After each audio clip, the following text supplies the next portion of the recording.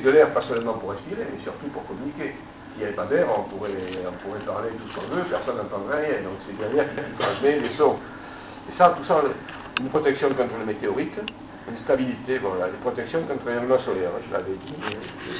Donc vous voyez, ça c'est une partie. Évidemment, après, chacun peut avoir un petit peu plus s'il veut. Hein.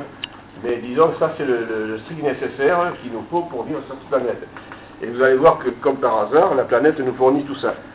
Et donc la planète elle-même, et qu'est-ce qu'elle a?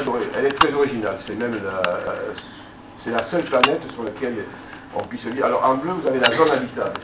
En gros, ça va de Vénus à Mars. En dehors de ça, il est peu probable qu'il y ait que des êtres vivants qui nous ressembleraient, ou même des bactéries, peut-être des bactéries, mais enfin, des êtres organisés puissent vivre. Ensuite, vous voyez que on reçoit l'énergie de ce soleil qui est finalement très grand par rapport aux autres planètes. Même les plus grosses planètes sont minuscules à côté du soleil. Nous sommes ici. Hein. C'est un granerie à côté du soleil. Par contre, ce qui est original aussi, c'est le fait que c'est la seule planète où il y a à la fois de l'eau liquide, en glace et en vapeur. Les autres, elles ont ou bien c'est de la glace, ou bien c'est de la vapeur, mais nous sommes la seule, la Terre est la seule planète qui puisse avoir les trois éléments en même temps. Et ça, c'est une originalité aussi. Alors ensuite, qu'est-ce que ça donne? Vous voyez aussi que c'est la seule planète ici qui est en pleine évolution, alors que les autres, la Lune, ça, ont terminé leur évolution il y a 3 milliards d'années, puis ensuite il y a un peu de volcanisme mais il ne se passe rien. Vénus a une activité récente, et nous sommes la seule planète qui aujourd'hui est en train d'évoluer totalement, depuis peu d'ailleurs, c'est-à-dire avoir une activité, c'est-à-dire un déplacement des plaques, enfin d'avoir une activité, on pourrait dire, vivante. Pas seulement par les organismes. Alors comment ça fonctionne? En fait, il y a d'abord le fait que la Terre tourne sur elle-même, ce qui permet de répartir la chaleur du Soleil. Sinon, ça serait 1300 watts par mètre carré et on retirait. Là, le fait qu'elle ait une rotation, ça nous fait que 300 watts, qui est relativement agréable. S'il n'y avait pas de rotation, on pourrait d'abord vivre que d'un seul côté, et puis on cramerait, je dirais, on brûlerait d'un côté, on gèlerait de l'autre. Voilà. Donc cette rotation est intéressante.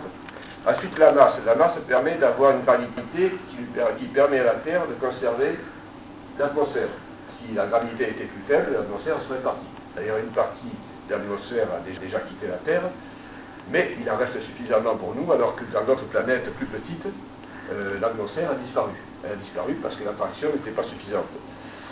Elle a aussi la distance par rapport au Soleil. Ça, c'est intéressant, ça permet d'avoir une activité externe, donc souvent de l'énergie.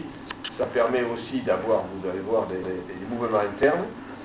Ensuite, ça permet d'avoir le fait qu'il y a une bonne distance, une température agréable, donc de l'eau liquide, donc de l'érosion, on va voir l'importance de l'érosion, aussi l'apparition de la vie, et puis une évolution de l'atmosphère. Tout ça, on va le revoir petit à petit. Vous voyez que c'est quand même tout un système global, c'est pas simplement une planète là au milieu, avec dessus des individus comme nous.